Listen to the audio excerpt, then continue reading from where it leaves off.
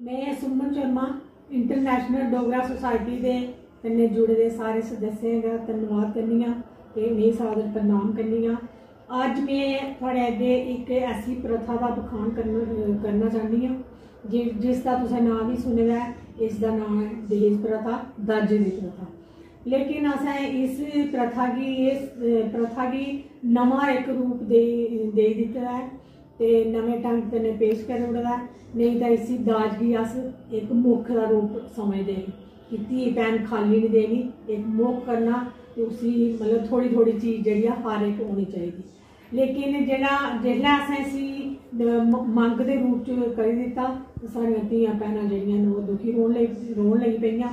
ते हर एक माँ बाप इ'यै सोचदा है कि अस अपनी धी भैन गी कि'यां ब्याही देगे। पैह्लें गै कतरान लगी पौंदा, ओह्दे च इक डर पेई जंदा ते ओह् सोचदा कि अग्गे जाइयै मेरी धी दे लेख पता नहीं किस तरीके कन्नै बदली जंदे।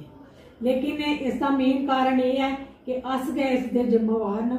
अस लालची हो चुके दे ते साढ़ी जेह्ड़ी सोच है बिल्कुल गलत हो चुकी दी है। जिन्ने देर तक एक लड़की जेह्ड़ी है ओह्दा सस्स सौह्रा ओह्दे घर दे सदस्य जेह्ड़े न उसी अपनी धी भैन अगर नहीं समझगन, इन्ने चिर तक ओह् कदें भी सुखी नहीं रेही सकदी।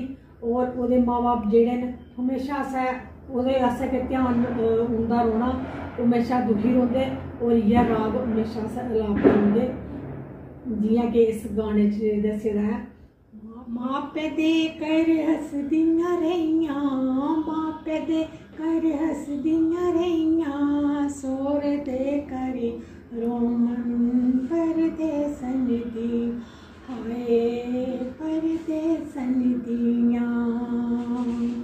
छोड़े रिश्ते नाते सारे, छोड़े रिश्ते नाते सारे, लड़ बेगाने लाइयां परदेसन दियां, हाय परदेसन दियां।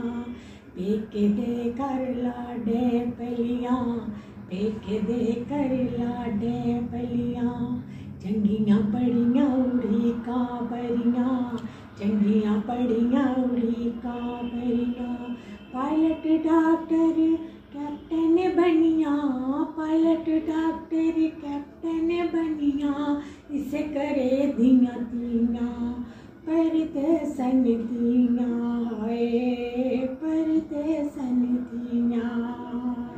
मापे दे कर हसदियां रेहियां, सोरे दे कर रोमन परदेसन दियां, हाय परदेसन दियां।